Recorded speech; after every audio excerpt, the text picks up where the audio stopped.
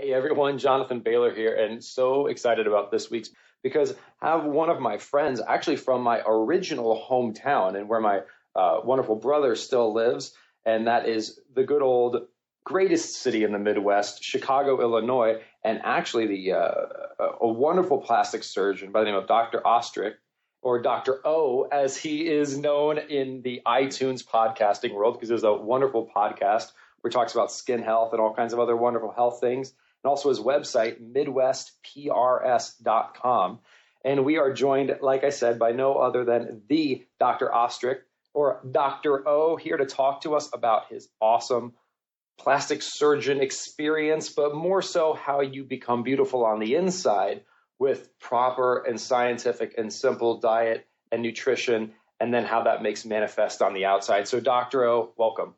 Hey, welcome. I thought that Omaha was the best city in the Midwest. Well, it's a toss-up. No, I'm just kidding. Yeah. So, no, thanks for having me on the show, Jonathan. It's really a pleasure to be here with you today. Oh, well, it's a pleasure to have you, Dr. O, because the thing that I love about what you're doing, not only that you're from, my old hometown, but rather that obviously you're a highly trained specialist, and you've been in this field for years and years and years, and you are out there on the front lines in the medical arena, letting people know, especially individuals who are concerned about their external appearance, that a lot of this is coming from an internal source. Tell me about, you've got a unique story and a unique perspective. So let's just go back in time and tell us how you got to where you are today. Yeah. It's a long story in many ways, but I can sum it up in saying that the key thing for me was that, I have two daughters that developed type 1 diabetes. And, that was total shock. That happened during my residency, and my wife had to stop her residency to actually take care of our children. And, slowly but surely we were exposed to dietitians and kind of the conventional wisdom that was out there in regards to, low-fat diets and whole grains, and no food was restricted in diabetes. But in reality, when the rubber hit the road and we were actually managing blood sugars on young children, we found out that a lot of those things, they simply didn't work, because we'd find our children eating bread and pancakes, and their blood sugar would go up to 400 or 500, which, your blood sugar is supposed to be 100, and 400 or 500. Grace, my oldest daughter, when she was admitted to the hospital with diabetic ketoacidosis, her blood sugar was 722. Oh my gosh. Yeah. So, obviously, that wasn't the worst. There are people that go in with 1,000, we were told. And I've seen patients, that sick as during my training. But the bringing it back to my own personal experience, I knew a lot of this stuff was wrong. So I started experimenting with things that were alternate hypotheses, which I found out were actually the original ways to treat diabetes in terms of carbohydrate restriction, things like glycemic index.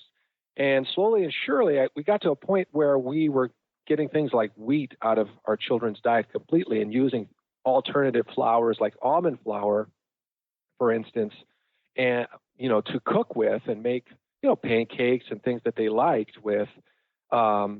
And then I saw this movie called Fathead, which has been a very popular movie for a lot of people who have been trying to lose weight. And it's, kind of this kind of underground movie, which was made by this guy named Tom Naughton, who I know you know as well. Yeah, Tom has actually been on the show, so his show will be airing here shortly. So. Oh, yeah, that's wonderful.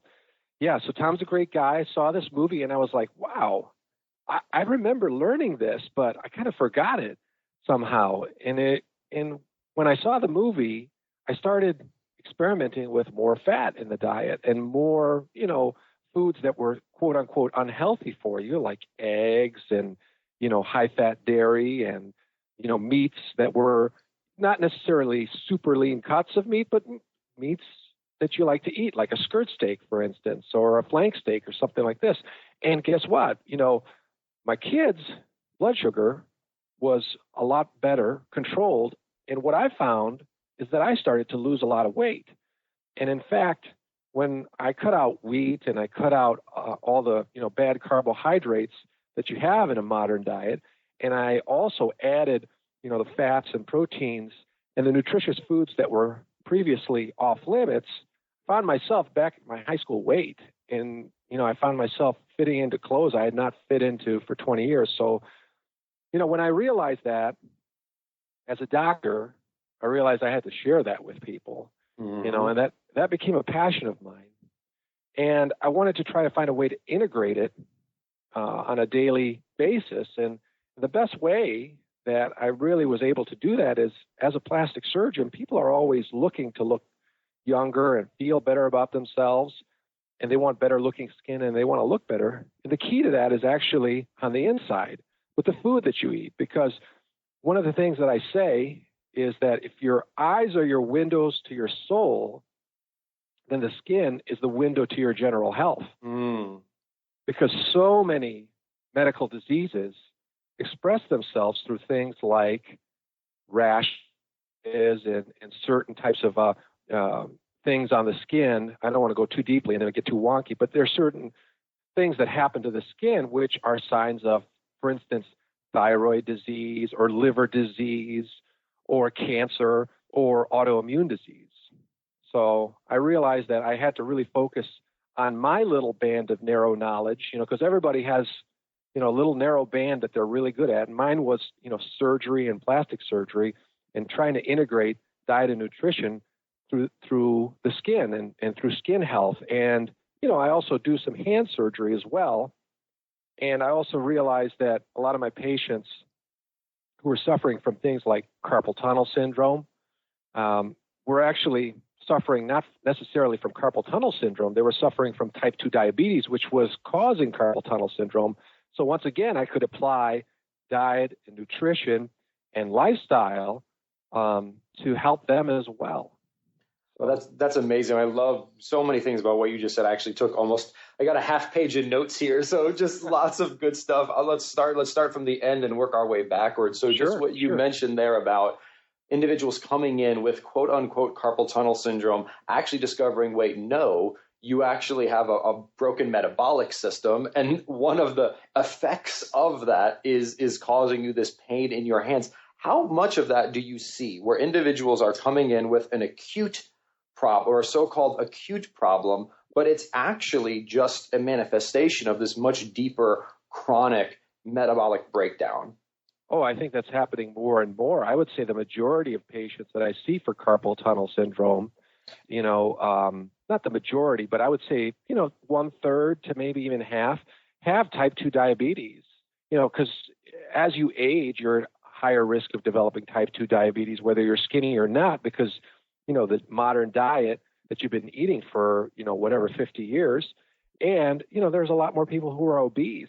And so, yeah, I think that's one of the big problems with medicine today is that, as a doctor, I was trained to identify and diagnose a problem, but I wasn't necessarily taught on how to, think about why that problem was there. We spend a lot of time studying pharmacology and pathology in medical school, basically identifying disease and treating disease. But, when the toothpaste is out of the tube, you got to clean it up. But what you want to do is avoid spilling all the toothpaste. And so that's kind of, I think, the philosophy, and that's really the challenge of 21st century medicine, because, the costs of medicine are high, the diseases are chronic, we're spending a lot of money. We have to really look back and see, what's causing these diseases and what can we do to help prevent these diseases. So, well, I'm going to clap over here. I hopefully that doesn't screw up the audio too much, but I think everyone should just print out the last 3 minutes of dialogue from Dr. O and just paste that on your wall, because I couldn't agree anymore. And Dr. O, I want to unpack that a little bit, because one thing I found fascinating is just talking about like your training as a physician, a highly trained specialist plastic surgeon, one of the largest cities in the country. So obviously at the top of your field. And the what I hear medical professionals telling me is that what they are often taught from a nutrition perspective and an exercise perspective in school is essentially the same thing that people were being taught 40 years ago, which is eat a low fat, low protein, high carbohydrate diet and do as much aerobic exercise as you can possibly do. Right. And that literally was written down as the truth 40 years ago and continues to be taught as the truth today. Is that how accurate is that? Well, I think it's funny, Jonathan, because I think what happened, I have a theory on this. Obviously, the movie Fathead explains a lot of the politics in terms of the scientific, data getting out there and which scientific theory won out in the end. But I think really what it all boils down to in regards to doctors are simply not, our job is to identify and treat disease. And that model was good, for a long time, because the biggest killers were infectious disease, things like trauma, things that killed people were not cancer, they were not diabetes. And now we've kind of, for all practical purposes, really got a handle on infectious disease not only because of the antibiotics that have been developed and some of the vaccinations that have been developed, but just simply because our quality and our standard of living has gone up. We have access to clean water. We understand concepts of hygiene and washing your hands. We have generally better nutrition in terms of calories. People are not starving, let's put it that way. But things changed, and medicine simply did not change with it, because now the challenge is, how do we keep the horse in the barn? How do we, prevent illness? And that, it's two competing paradigms, and you're basically applying this, what's called a rescue care. Okay, so that's the fancy term for it. Rescue care, which is, we're very good at that in the United States. Look, if you're in a car accident and you go to a trauma center, the chances of you surviving today are much better than they would have been 100 years ago, or even 50 or even 30 years ago. But you can't apply that rescue care paradigm to a chronic illness explosion that we're having. You need a different paradigm, and that paradigm is prevention. And as a plastic surgeon, one of the reasons why I got into it, why I can see things this way, is because plastic surgeons are basically professional jacks of all trades. And we basically take from a lot of different surgical specialties. We operate from head to toe. We have to innovate and solve problems. And that's one of the reasons why I was able to, stand back and say, hey, something's wrong with the way we're looking at the problem. And so I think that's kind of the short, long answer, I would say. Oh, well, I love that. What you just described is really, I think, on point, at least in my experience, which is certainly not nearly as deep as yours, but that we're practicing in the model of a half a century ago. And it's not necessarily to say that model is bad or wrong. Just like, after World War II, our government meant well. They thought our country would not have enough food, so they went out of their way to provide subsidies for a non-perishable food stuff so that people wouldn't starve to death, and they had a noble intention, and that worked after World War II. But that was an old model. Like, we don't need more starches and sweets, and we don't need to encourage people to consume them anymore. And this rescue model, it's fine. And if you have a car accident and you need to apply it, then that's great. But to just take what we did 50 years ago and to blindly apply it today. I can only imagine that's not the way other fields of medicine work. I can imagine when you're performing many of your surgeries, those surgeries are not performed in the same way they were performed 40 or 50 years ago. Absolutely. The technology has improved immensely in terms of whatever you look at, anesthesia, hospital care, whatever you look at, the technology has improved immensely. And as a result, the rescue care paradigm, when it's applied for rescue care like trauma or a liver transplant or something like this, works beautifully well. But guess what? It doesn't work that well when you have diabetes or hypertension or whatnot. People put you on a medication, or they treat you in a certain way. They put a stent if you have a heart attack, but they're not treating the underlying cause. Well, it's almost like there's a double layered problem. So it's like, one, where someone comes in and they have this chronic condition such as diabetes or hypertension. And first, it sounds like we look at them and we say, we need sort of this rescue model. Like, what can we do now? What can we prescribe? How can we try to jam the toothpaste back into the tube, for lack of better terms? But then there's even a second level where it seems like for a lot of physicians, the quote unquote prescription they would write to a diabetic patient is, you need to eat more whole grains. Yeah. So it's like they come with the wrong paradigm, and then they actually give the wrong practical advice, because that's the advice we had 40, 50 years ago. You're absolutely right about that. And the thing is because doctors don't have the time necessarily to sit back and think about this, because they, for me, I probably would have been in the same situation if I didn't have a kid that had diabetes. Mm-hmm. It took a shock to the system, because you can have this, I guess what they call, cognitive dissonance, or just basically two conflicting ideas in your head. Because if you really think about it, I mean, as a doctor, you studied anatomy, you studied physiology, you studied biochemistry. You know that if you eat sugar, it raises your insulin, it raises your blood sugar. It's not a good state to be in. And on the other side, you are saying a low-fat diet, that's the ADA diet, that's the AHA diet. It's the diet that's prescribed, eat less, exercise more. So it's like you have these two conflicting things, and you don't have the time to reflect on, hey, these are not, meshing together, and maybe there's another way to think about this. So, that's part of what I do as a plastic surgeon, because really, when somebody comes to me looking for improvement on their skin, their health, their face, their body, whatever it is, if I took a cookie cutter approach and just said, hey, I'm going to just do this, I wouldn't have very many happy patients.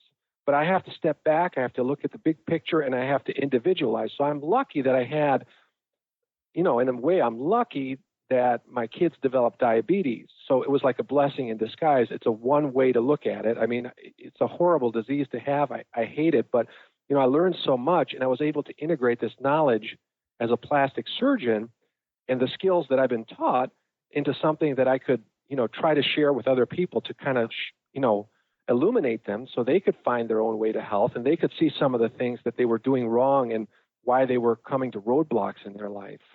Well, and thank God that you have. I mean, talk about taking lemons and making some lemonade, some low sugar lemonade. Yeah. Yeah. You certainly have. Well, and I'm curious, Dr. O, since being someone who's at the top of the medical profession, here's another example. Like, you gave the great example of cognitive dissonance of, what sugar does in the bloodstream, and yet the diet you're prescribing, but there's like something is not connecting those two bits. A great example, I was speaking with Dr. Donald Lehman over at the University of Illinois, so relatively close. He's one of the premier protein researchers in the world. And a quote during our conversation that I just love that he said, I'd like to share here and get your take on, is as follows. All starches from grains are simply a long chain of simple sugars connected together. The term complex carbohydrate just means a long chain of sugars.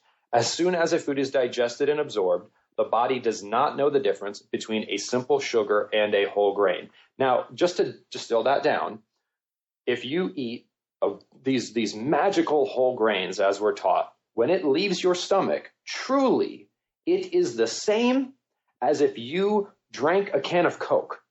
Mm-hmm. Now, that is a fact. Like, that is a biological fact. But why do we still get these recommendations then? Like, the USDA doesn't say fill half of your plate with, or whatever, a quarter of your plate with Coca-Cola, but they still insist that a quarter of your plate has to be healthy whole grains. What's going on? I've thought about this for a long time, Jonathan, and, I'm not particularly one who has conspiracy theories in the sense that, there's a man behind the curtain pulling all the strings. But I think really what happens is that you have the USDA that's incentivized, to promote grains because they protect the interests of farmers and big, corporations who produce a lot of grains. That's where the subsidies go. So they're incentivized in a particular way. And so that's kind of trickled down through the scientific information and the guidelines of some of these bodies like the ADA for the diabetes and the AHA, the Heart Association. And so I think you have that going there. I also think you have a problem with just the average guy or even the average doctor kind of understanding, when you say the word complex carbohydrates, what does that connote? It connotes that, it's complex. It's interesting. It's good. When something's complex, it's hard or it's hard to digest. And that's the imperfection of language. I see this all the time in the sense that, not to go off too much on a tangent, but, when we talk about the process of inflammation in our bodies and the process of healing in our bodies, everybody thinks all inflammation is bad. And the fact is you can't live without inflammation. And people think that when your body heals, that it's regenerating. It's not always. In fact, it's very interesting is because humans don't necessarily regenerate much of their bodies. The bones, to an extent, can regenerate, but the rest of your body heals with scar tissue. It's replaced, actually. So part of it, I think, has to do with misaligned incentives, and part of it has to do with just conveying what the idea is through the imperfections of language. And that's kind of a double-edged sword. It's hard to convince some people that, complex carbohydrates are sugar or fat is not bad for you. Part of it is also the fact that, and this is probably a third part of the double-edged sword, is that we've been told so much that fat is bad for you that we just kind of accept it. This whole process of reiterating the same thing over and over again until someone believes it. Mm-hmm. Yeah. So it's a complex psychological process. And I think a fourth thing would be just the fact that people don't always eat for nutrition. People eat for religious reasons or spiritual reasons or environmental reasons. And that's some of the reasons why people would like to have more grains and vegetables in their diet, because they think that that's more on whatever level it is spiritually. Mm-hmm. So those are the main reasons that I think. There are probably many more. Oh, absolutely. Well, this is an area where I think we could definitely talk for quite some time. But there's one other area that I wanted to touch on before we wrap up today, Dr. Sure. O, and that is you mentioned something right in your initial story, which I really loved, and it was something along the lines of this idea of everything, and I mean everything, in moderation is promoted as the only, let's call it, non-fanatical approach. Right. To nutrition, everything in moderation. Like if you talk about eliminating anything, that's perceived of as fanatical. Call me crazy, but my opinion is that continuing to recommend a way of eating that has caused the worst healthcare crisis in the world, that is fanatical. But that's just me. What do you think? Well, yeah, basically, in regards to everything in moderation, that had to do with the fact that when we were with the diabetes educators and the nutritionists, they said that there's no forbidden food for diabetics. And in one sense, I understood what they were trying to say, because the psychological weight of having this disease all the time and always having to watch what you eat and always being the only kid at a birthday party, not having cake or a cupcake, is a bad thing. But, to say that there's not foods that you should cut out in your diet, it's ridiculous. So what are you going to tell a celiac patient? Just have wheat in moderation? Or what are you going to have somebody who has a deathly allergy to shellfish or eggs, and you're going to say, oh, just have those in moderation and you'll be okay? The fact is, metabolism and your health and your wellness, it doesn't lie. So you obviously cannot tell somebody who has celiac disease or allergies or something else that they can eat that food in moderation, because they can't. And for diabetics, carbohydrate restriction is very important. It's a very good tool for a lot of diabetics to use, and for most people as well, because one of the things that I learned because of my own personal story and, eating like my daughters do, because I realized that the best thing that I could do for them was be an example, is that if it's good for a diabetic, it's probably good for you, because the only thing that's different between you and a diabetic is that you don't make insulin. But that doesn't mean that, when you eat, your blood sugar doesn't get jacked up and you have to control it. And there's not an inflammatory process and a whole hormonal cascade that's going out of whack because of what you're eating, because you can make insulin. Mm-hmm. I like to sometimes think of, because what you just said is spot on. If it's good for a diabetic, it's probably good for you too. In some ways, I like to think of an individual who has diabetes as someone who's walking on a balance beam that simply doesn't have a net underneath them, whereas an individual who doesn't have diabetes is walking on that balance beam but does have a net underneath them. Meaning for the diabetic, it's just a lot worse if they fall. It's a lot. They have to be much more careful. But we all, like, if you fall, even if you fall into the net, you can still hurt yourself. And if you fall into the net too many times, eventually the net's going to break, and then you don't have a net anymore. So right. So your guidance is absolutely spot on. And the thing that I think is also interesting, and I bet especially with your focus on skin health, I'm curious to get your take on is, so people say, well, we have to eat something. So if you eliminate these starches and sweets, what do we eat? And by and large, many of those calories are replaced with fats, which my research shows, and is pretty, it's not my research, it's really just human biology, is that, we know it is a fact. It is an undisputed fact. Even the USDA document that precedes the guidelines, like this giant long document they have on which this is all based, acknowledges that the absolute human requirement for dietary carbohydrate is 0, which doesn't mean we should all eat 0 grams of carbohydrate. It just means it is not an essential thing for the body to have.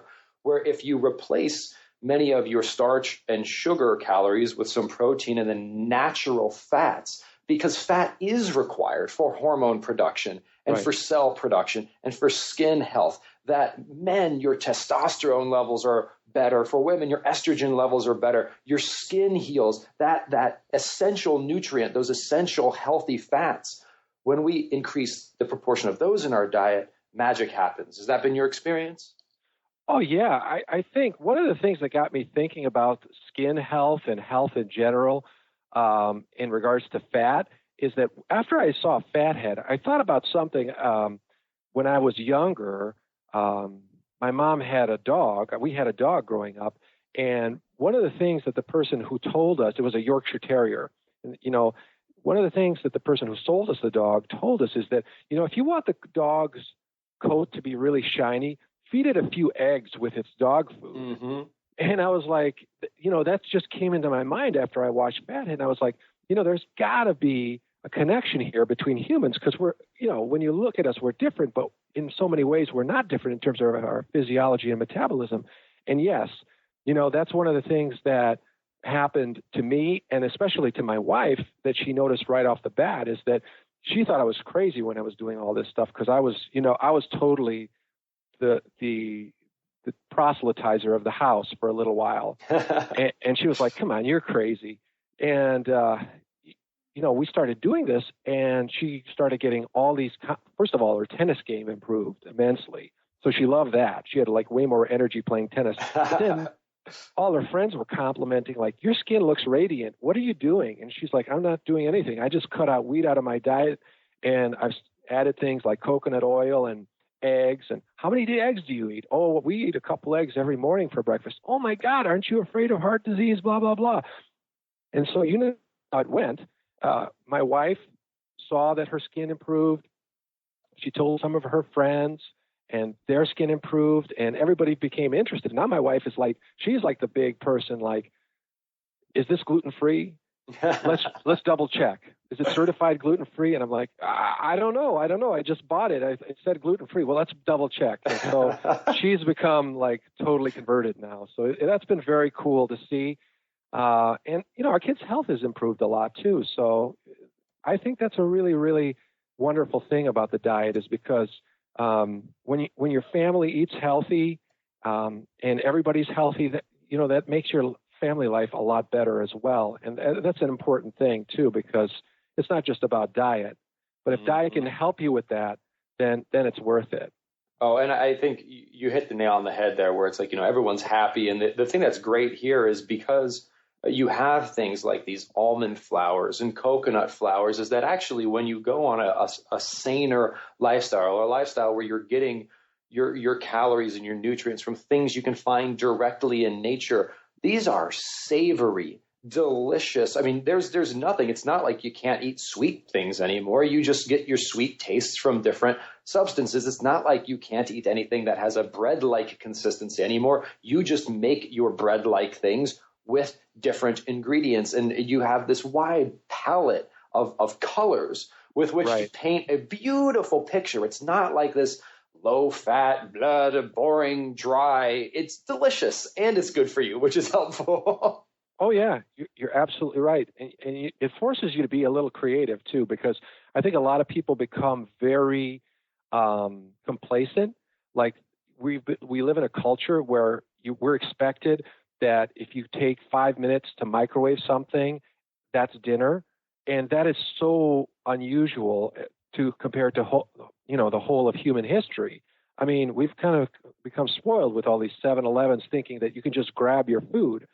It's important. You got to prepare your food a little bit and take a little investment into your food, and you'll see the results pay off. Because I got kids now. I mean, my daughters eat smelt, they eat tuna fish, they eat sardines, they eat all these wonderful things that most kids in their class are just like, I would never even touch that, or that's gross. You know how it is. So you end up expanding your palate, because if you really think about a low-fat diet, or people who are obese, either, they're very monotonous eaters. They'll eat just like hamburgers and French fries all day, very picky eaters, or a low-fat diet. I mean, if it's just like all grains and it's all just grains and flavors, there's no real variety to it. Mm-hmm. No, that's absolutely. In some ways, if individuals could just stop eating like off the children's menu in a lot of ways. And that's so sad, right? One, that's sad for a minute. Like the fact that a children's menu is characterized by garbage food is a travesty in and of itself. But in a lot of ways, you're exactly right. It's if we just don't eat like a child and we eat like an adult, health kind of takes care of itself a little bit. Yeah, no, you're absolutely right, Jonathan, without a doubt. And that's a great way to put it. It's eating off the kids' menu. And that's something that we had to, overcome when we ate out with our daughters. So our daughters would always pick out something from the regular menu and just split it. I mean, the kids' menu is toxic. French fries, chicken strips, tater tots, hamburgers there's no meat in them even. It's like a little sliver of meat and it's all bun. It's terrible. And then you put a bunch of ketchup on it. Oh yeah, no, that's no good at all. Well, Dr. O, this is just awesome stuff. I really appreciate. I mean, what you're doing from an integrative perspective, I think, is brilliant, and certainly you're providing a great service to all the wonderful inhabitants of Chi-Town, as I fondly call it. So, folks, if you haven't listened to Dr. O's show, please go up onto iTunes, add right next to your subscription to the Smarter Science of Slim podcast. Search for the Dr. O Show. It's a wonderful resource. Check him out at midwestprs.com. He's got a wonderful blog up there, and I'm sure you're going to continue doing good stuff, Dr. O. So thank you so much for all that you do and all that you represent, and for joining us today.